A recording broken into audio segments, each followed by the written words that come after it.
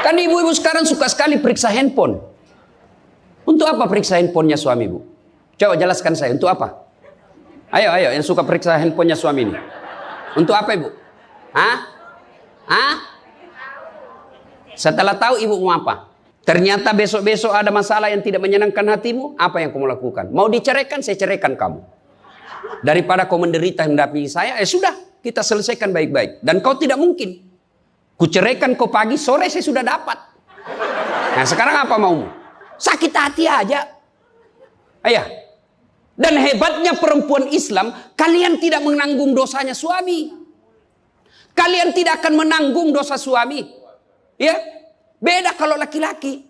Kalau laki-laki, dosa istri kita tanggung.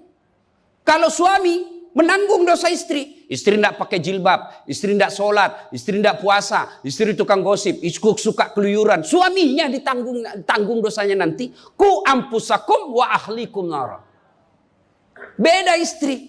Suami pezina, suami koruptor, suami narkoba, suami penjudi, suami tukang tipu. Ibu tidak tanggung dosanya suami. Itulah enaknya jadi perempuan Islam. Bahkan kalau dia sholat, dia puasa Ramadan, dia jaga harga dirinya, dia patuhi suaminya, kata Nabi, tadahulul jannati bisalam. Silahkan ibu mau masuk pintu surga mana saja. Makanya sangka baik saja, tidak usah sangka buruk. Ada ibu-ibu curhat sama saya tengah malam, Ustaz. Mohon solusinya, Ustaz. Saya sudah tidak tahan. Kenapa ibu? Dia bilang, saya sudah tidak tahan.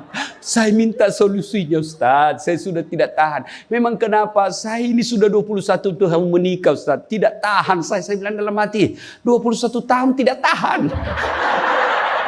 Inilah kadang-kala ibu-ibu kalau ngomong tidak masuk di akal.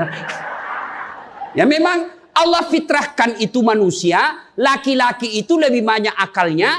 Perempuan lebih banyak perasaannya. Maka kalau perempuan ngomel, dengar saja Pak. Tidak usah dijelaskan apa dia mau. Dengar aja. Karena memang dia cuma mau didengar. Dengar aja. Oh, ya, dengar aja, dengar. Tapi tidak tahan saya Ustadz. Ya tidur. Rumus menghadapi perempuan itu, ilmu paling efektif, sabar. Tidak ada sudah kalah itu ilmu sabar. Diam. Tidak usah dijelaskan. Biar dijelaskan tidak masuk di akalnya. Apalagi kalau dia sudah bilang pokoknya sudah Pak, lebih diam aja. Pokok sudahlah.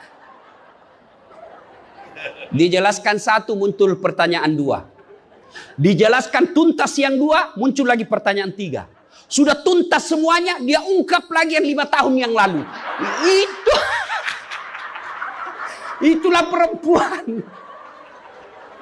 Iya Ibu toh? Maka dengarkan saja.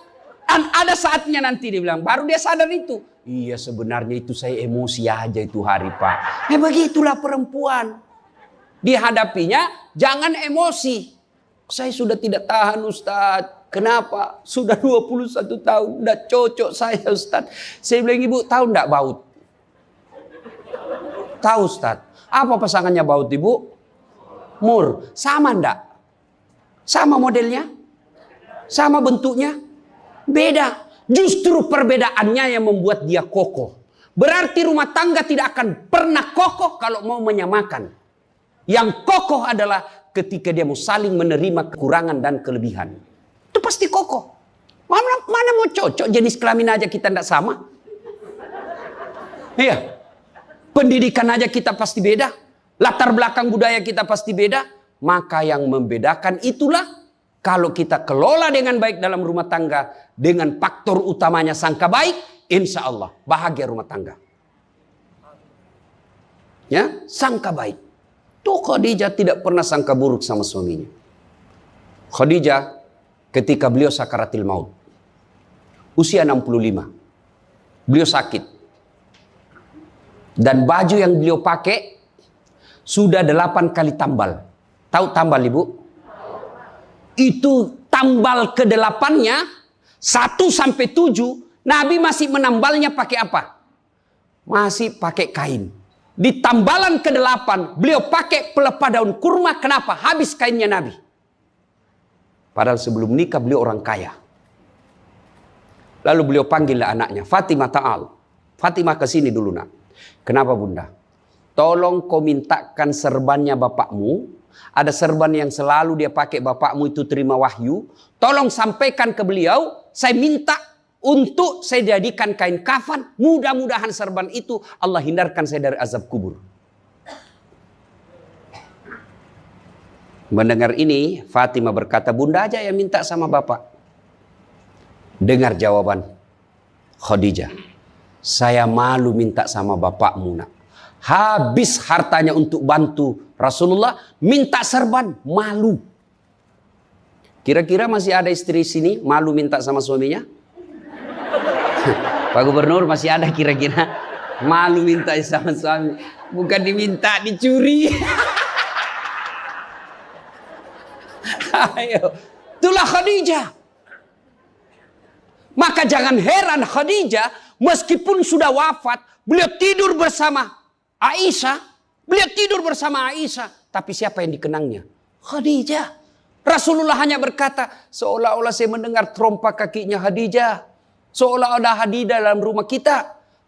Aisyah cemburu. Ya Rasulullah, ada apa sih kelebihan Khadijah? Khadijah sudah wafat. Kau nikahi 2 kali janda. Lebih tua dari kamu. Kenapa Khadijah terus? Dengar jawaban Nabi. Kau tidak pernah mampu mengimbangkan, menyandingkan atau menyamakan dirimu dengan Khadijah. Ketika tidak ada orang percaya kepadaku, Khadijah orang pertama yang percaya kerasulanku. Ketika orang memboikot saya tidak boleh bertransaksi ekonomi kepada Muhammad, hartanya habis untuk membantu perjuangan dakwah. Maka jangan heran Rasulullah sangat mencintai Khadijah. Jadi kalau ibu mau dicintai suami lahir batin, jadilah seperti Khadijah.